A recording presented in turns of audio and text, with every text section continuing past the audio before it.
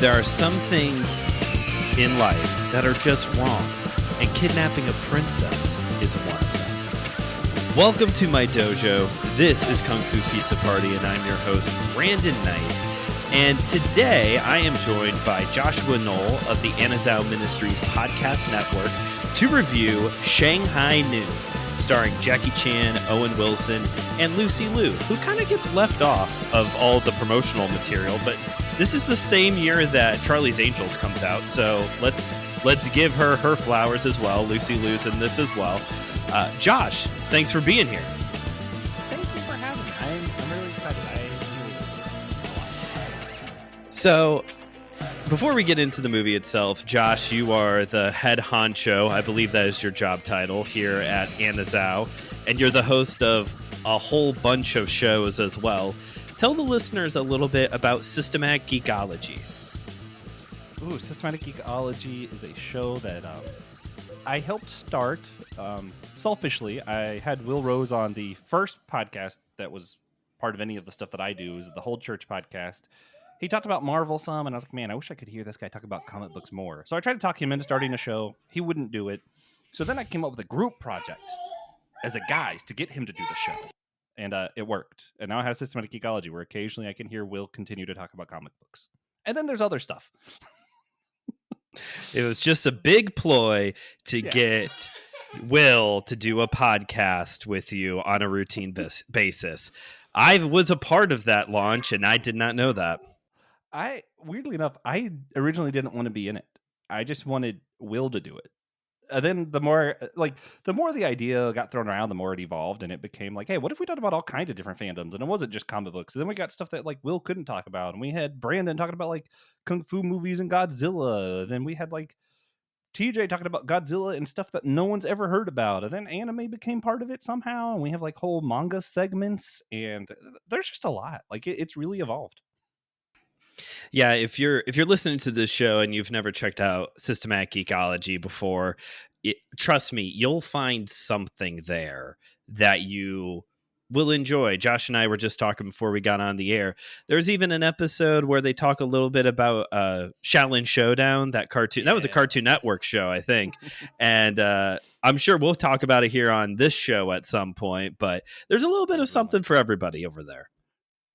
Yeah, that's what I think of. I saw Good Pods. We're number one ranked on someone's playlist, and it's like their description of us was entertaining because it was like, this is a great cross of fiction and fandoms, and it like listed some of our series, and I'm like, at least two of those we don't do anymore.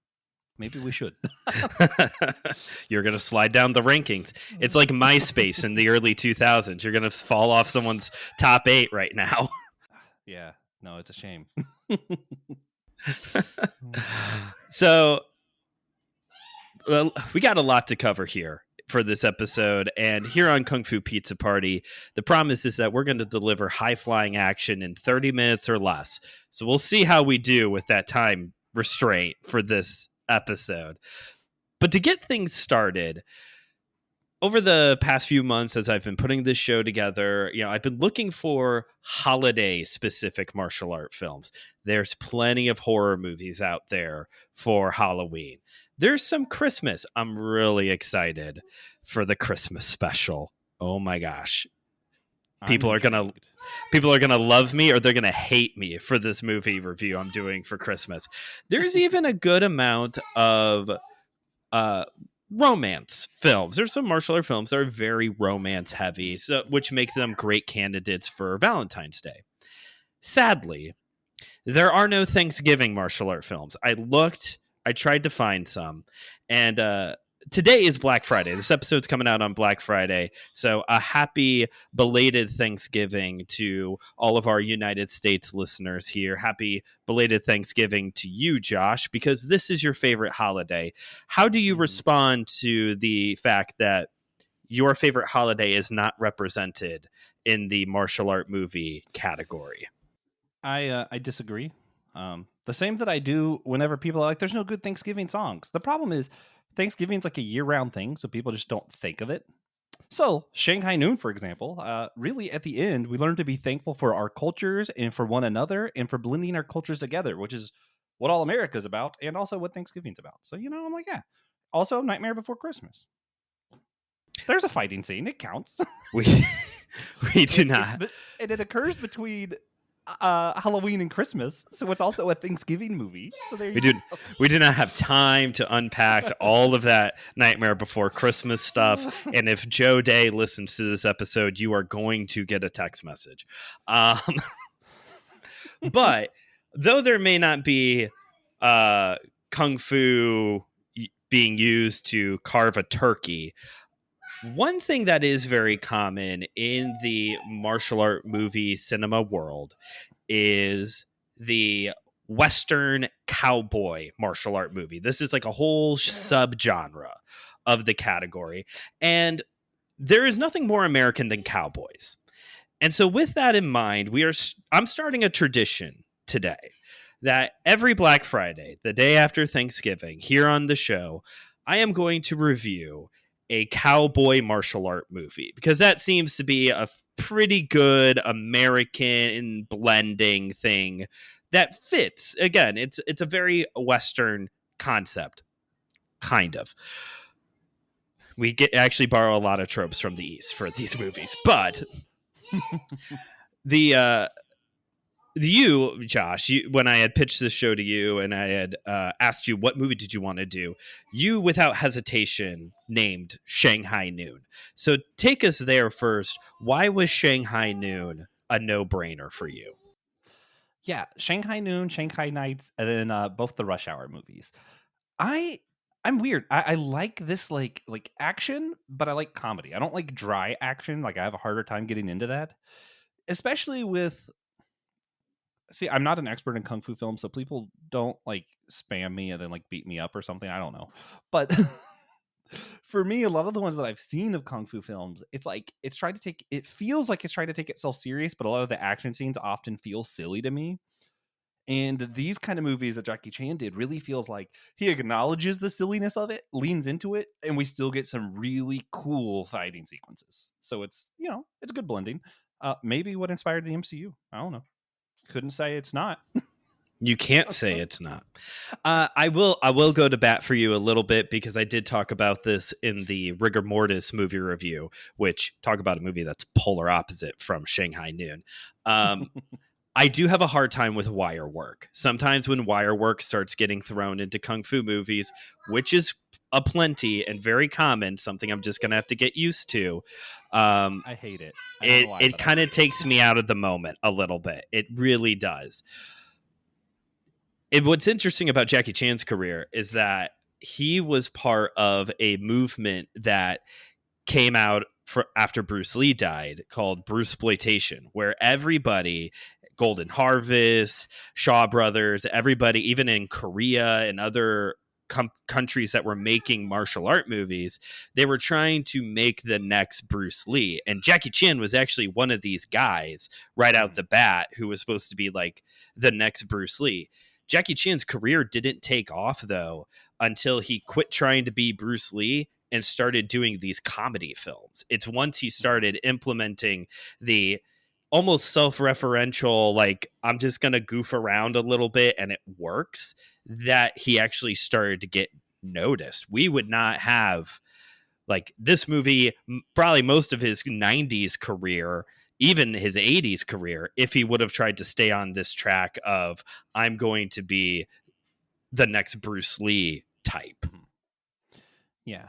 Yeah. Well, also, it's just like the way that he would use regular stuff in his fightings, I feel like drew me into thinking like, oh, like I could do that. Like I don't need like some cool like sword or like nunchucks. Like I could just learn to like pick up some moose antlers and, make it work, whatever. And you're like, I don't know. It almost feels like when you go to like Hibachi Grill, where you're in awe of what's happening, but you're also like, I bet I could do that. And then insert reference to How I Met Your Mother episode here. He's always got one, folks. He's always got one How I Met Your Mother reference. That is the charm of Jackie Chan, because you also, you reference the antlers scene. There's also the one fight scene he has in here, and we'll talk a little bit more about the fights. He's got the horseshoe on the rope that he's whipping around like a fire chain. There's another one. I mean, right off the bat, like one of the very first sequence he's in when he's fighting Owen Wilson's gang on the train, He jumps up, grabs a thing, and scoots out a window that's itty bitty. And that is like Jackie Chan 101 by way of his stunt work. Here's a really small opening. It doesn't make any sense, but whoosh, fits through perfectly. Yeah, well, I feel like so that part of his character in basically all of his movies is like the first moments when I was younger where I was like, oh, intellect itself can be like a fighting power. Like I could just be smart and it helped me fight. Like that's cool. Because I was always the nerd who was like I was book smart, but I wasn't like good at stuff. you know. And then this movie like doubles down on it because you don't just have that part of like his fighting style, but his very character is one where like he's kind of a loser back home, and it's like actually no, he's super cool and just wasn't recognized for what he did have, and it wasn't until he learned to be thankful for who he was and appreciate the culture that he found himself in that you really kind of see stuff starting to click, and you're like, wait a minute, not only is that like a cool story arc where you see him get better, but you're also like, I'm a loser. I can just be smart and kind of learn how to fight with what's around. Like, you know, like it kind of gives you a hope for yourself. So it's kind of inspiring in that way.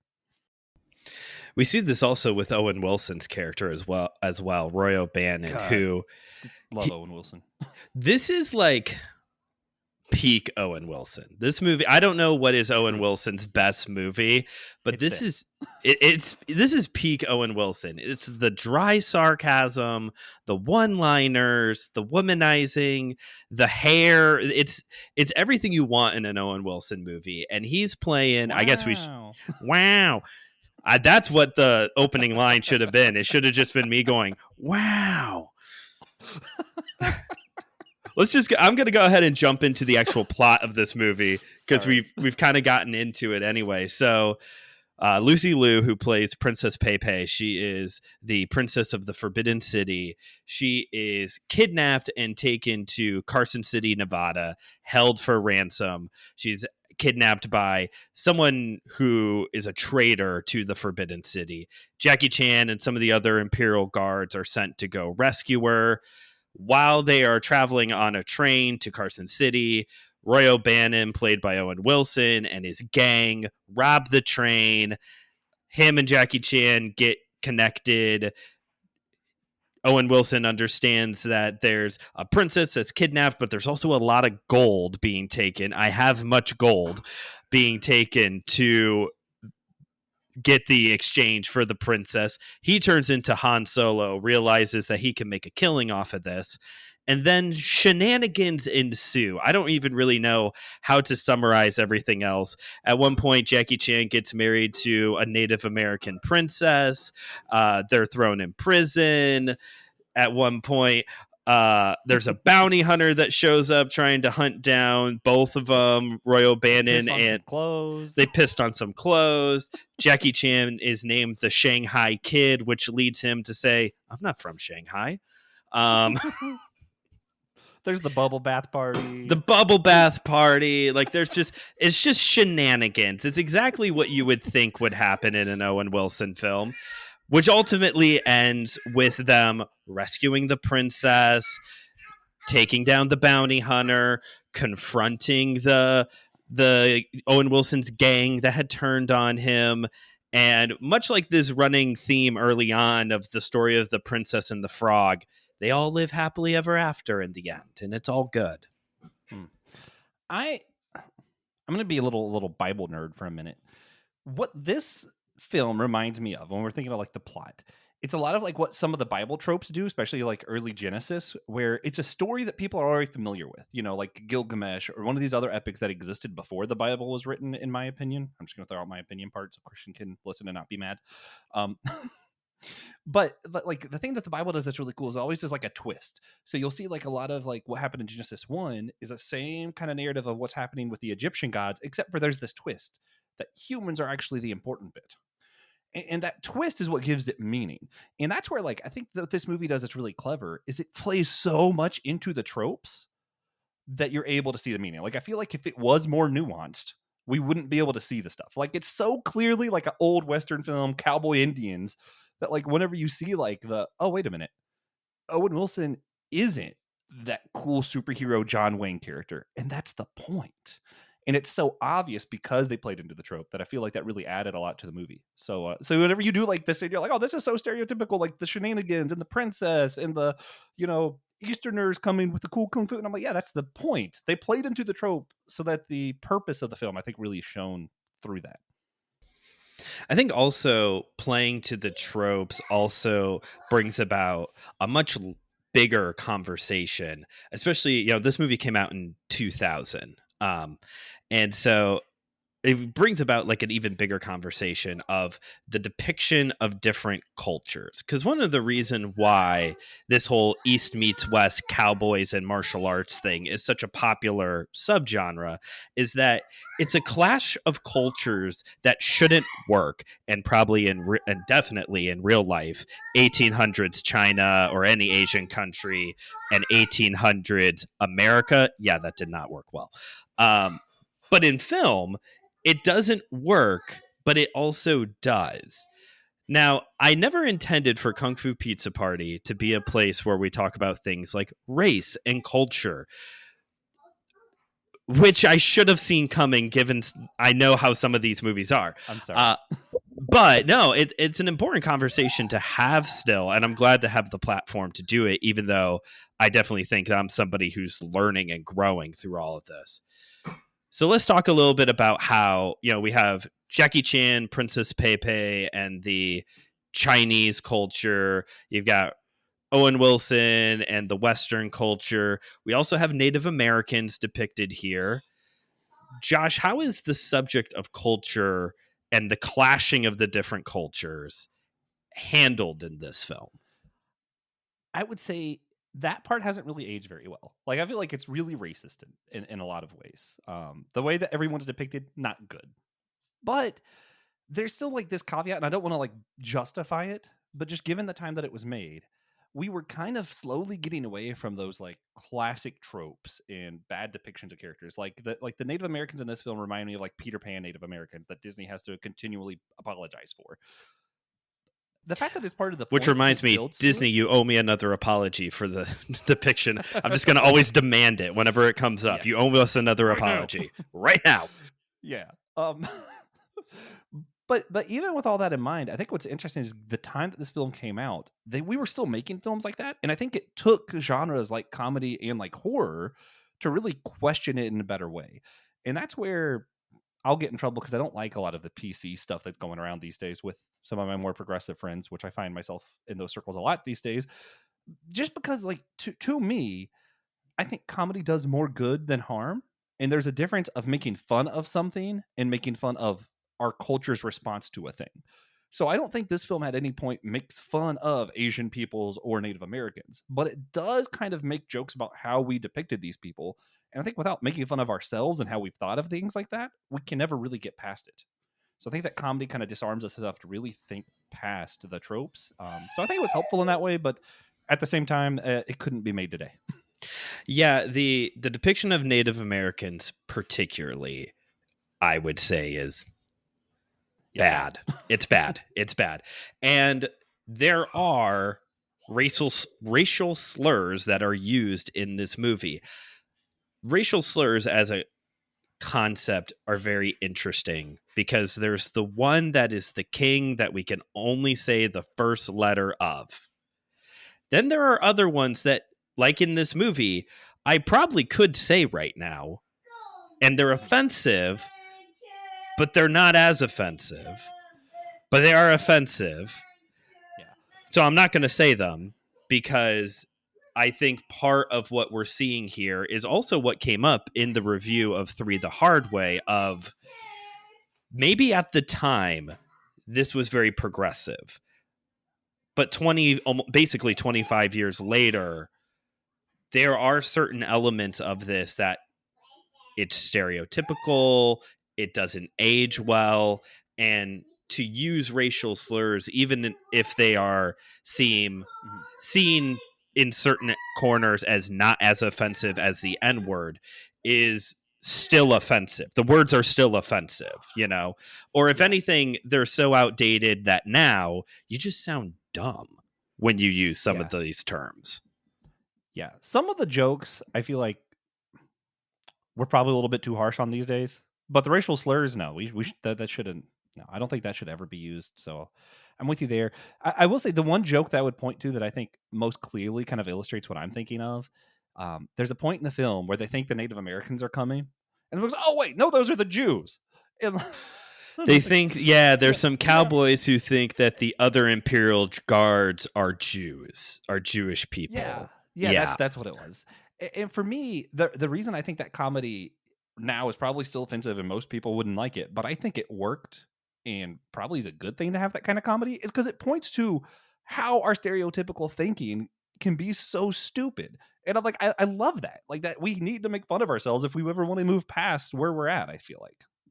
Yeah, because that's the other thing that I think this movie does really well is that everybody is taking shots. Everybody is hit with a joke at some point. Even the South Park of Western films.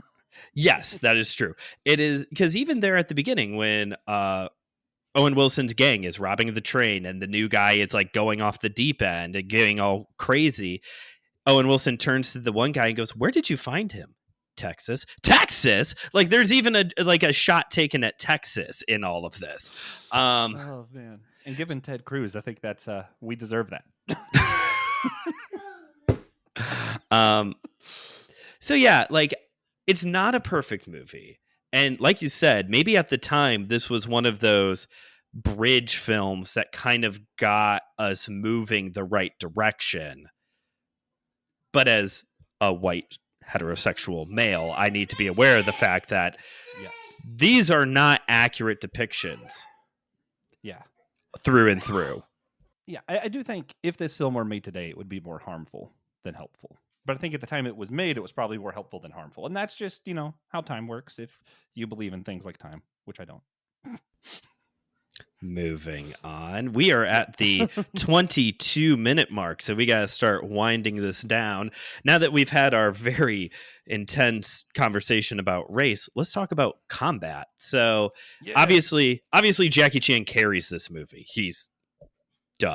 We did not expect Owen Wilson to do that. Actually, the big part of Owen Wilson's character is that he's terrible at shooting and can't hit the broadside of a barn. Even Lucy Liu has better martial arts than he does. Even the Native American princess can shoot better than he can. But Jackie Chan carries the film by way of combat. There's the already mentioned train fight sequence. There's one in a forest against Native Americans. There's one in a bar, a saloon style fight.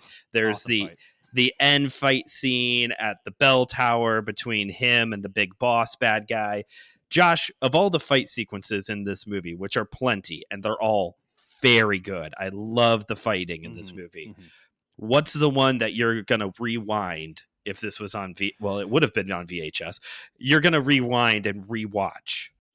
I have an edited version of this on VHS. Because this was one of those movies that like I watched as a kid because it was like when my parents first had one of those video editing things that they could rent things through. And then instead of returning it, I hid it. And oh no, I lost it, Mom and Dad. I didn't lose it. Don't tell them. That's awesome. Does it it edits movies? So like, did it cut all the Owen Wilson womanizing boob scenes? Yeah, the bathtub scene I hadn't seen until today. That's a treat. That was a treat. So like I think I about cried. It was so funny.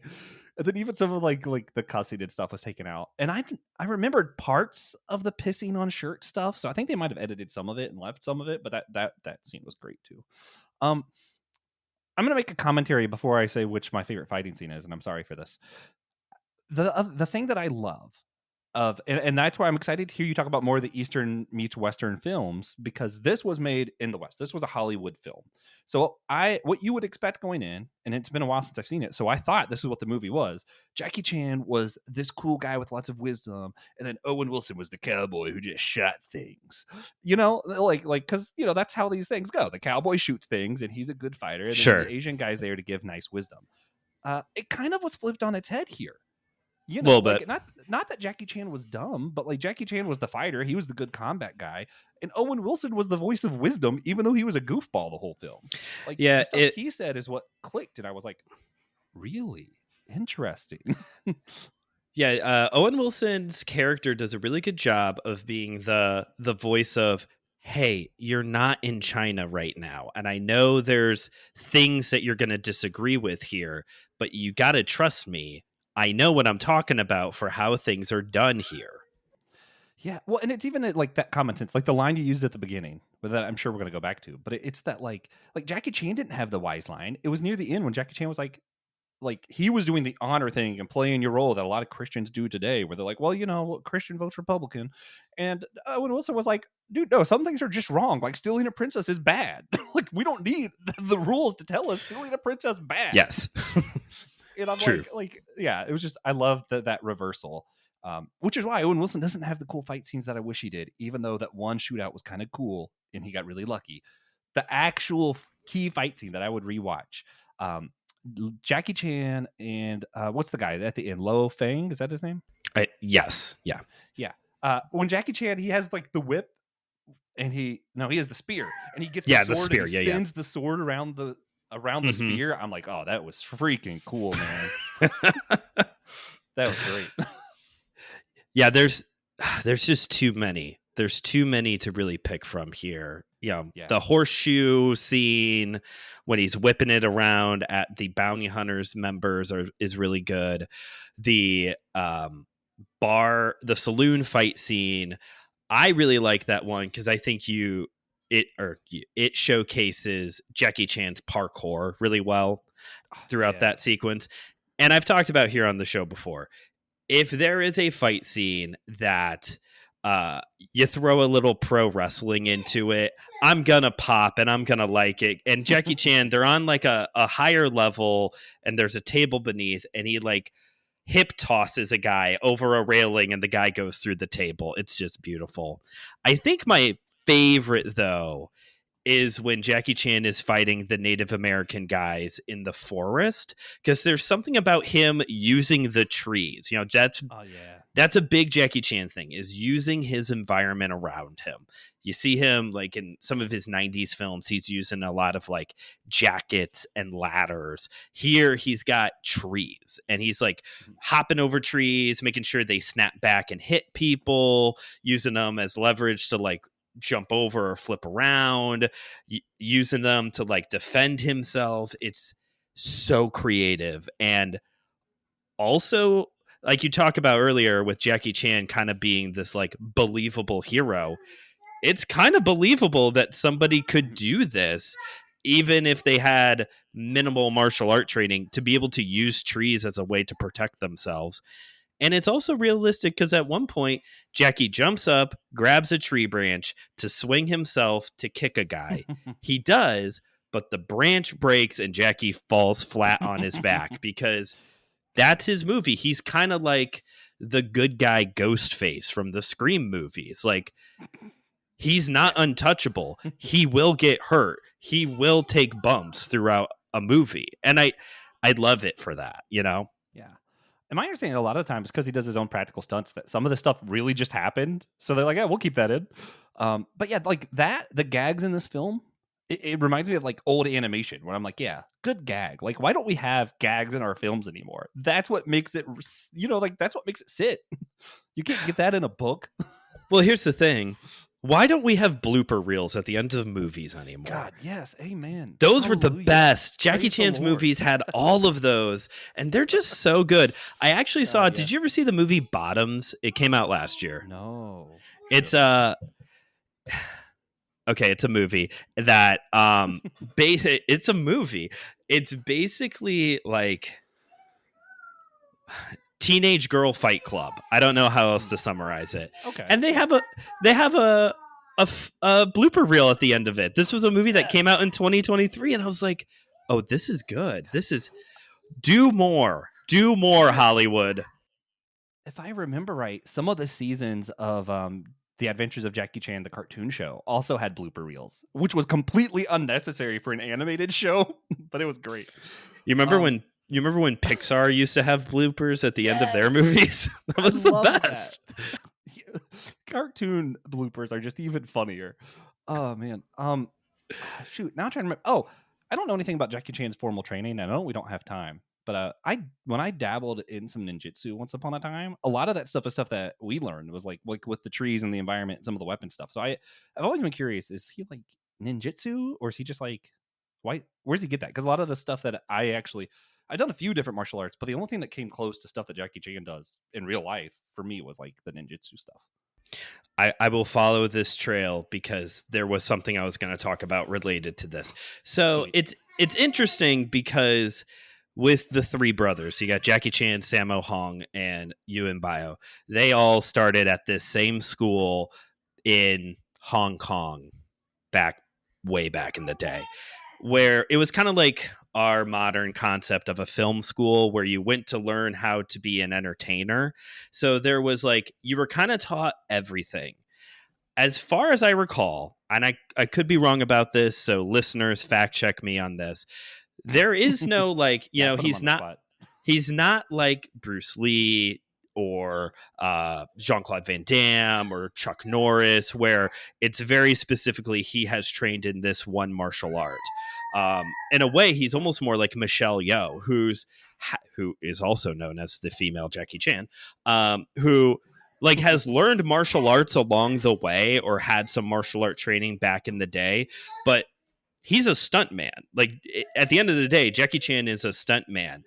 Michelle Yeoh is a dancer. Like, but they built a career for themselves through the martial art media that, like, yeah, Jackie Chan's one of the greatest martial art stars of all time. I don't know what his formal martial art background is, because I don't think he really had much compared to other big stars. So you bring up the ninjutsu. I didn't know you took ninjutsu. I knew you had dabbled in martial arts at different points. Yeah, I do have a black belt in Taekwondo. See, I don't usually talk about this because there's no reason to usually, but I'm on a Kung Fu show. I have a black belt in Taekwondo. I did very minimal jujitsu and ninjutsu, and I did a little bit of boxing. That one didn't stick. I always wanted to do wrestling, never got into it, and now with my leg, I don't think I ever will, probably. But that's understandable. Ninja. You are a ninja teacher. What is your background? Are you more qualified than Jackie Chan to be in this film? Am I more qualified? Well, this is actually what I was going to bring up. No, I'm not more qualified than Jackie Chan. Darn. But I think it's funny. So I talked about this in the first episode, introducing my background in the martial arts. I started in Taekwondo because every millennial has a black belt in Taekwondo, because that's when it was required. Like the most popular, it seems like. But here's the thing. My parents told me that I would be like Jackie Chan if I took Taekwondo. Me too. When I was at 7. When I was 7 or 8. But I would say my martial art background has gotten me nowhere closer to being Jackie Chan than within the past year of becoming a ninja coach with Ninja Zone at my local YMCA, because that's where all of the stunt, parkour, gymnastic stuff really starts coming into play. Maybe a little bit with when I trained in Jeet Kune Do, because Jeet Kune Do is big on using your environment to fight. So there is a little bit of that. But no, when it comes to like the flipping, the rolling, the kicking up the wall stuff, yeah, within the past year of being a ninja coach has brought me closer to being Jackie Chan than the past 20 years of martial art training. That's really cool. Yeah, the only thing Taekwondo did for me was get me interested in like some Korean philosophy, which might be why I'm now like super into Taoism. And now the only martial arts I'm interested in learning really is Tai Chi. I really want to do Tai Chi, but that's probably, we're going too long. We're getting a little long. So real quick, Tai Chi, you can find a lot of good stuff online if you just wanted some beginner stuff. Cool. So the opening line, first off, we could have gone with so many opening lines. You said shirt get strong, not piss on shirt, bend bars. That would have been a great opening line. That, or just again, wow. But once Owen Wilson understands that there's a princess and a lot of gold involved, he suddenly is like, okay, I'm going to take Jackie Chan's mission very seriously. And he says this line, I'll paraphrase here, of, hey, some things in life are just wrong, and kidnapping a princess is one of them. Now, Josh, that is the plot to every Mario game. And correct. What we can agree, kidnapping, princess or not, is a bad thing. Mm-hmm. Yeah. What other... Don't tell the Republican senators that, though. Yeah, kidnapping is just it's a bad thing. But what other things are just bad? What other things are just bad? That's what's I love about Taoism. There's just some intuitiveness to it, and I think the more you get to know God and His voice, and this is where I've just started owning that I'm a Christian Taoist now, because I think of God more of like a force than like a big guy in the sky.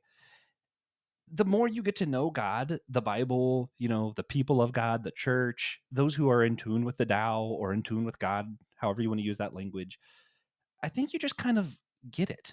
I know that that's like a lame answer, but I feel like there's some spiritual thing higher than just like some rules or a list. And I think that's part of the point of this. They literally burn their book at the end, right?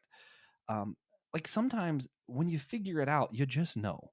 The princess, the book would have said the princess should have gone back to her country. The typical movie would have had them rescue the princess and bring her back. But instead, the princess says, "No, I don't need rescuing. I could do more good here anyway." And like when you learn to just be in tune with what is good, you're like, wait a minute, that is good. I don't need to follow the rules that say bring her back. That is just good. So I think there's just a little bit of like learning how to intuit what is or isn't good.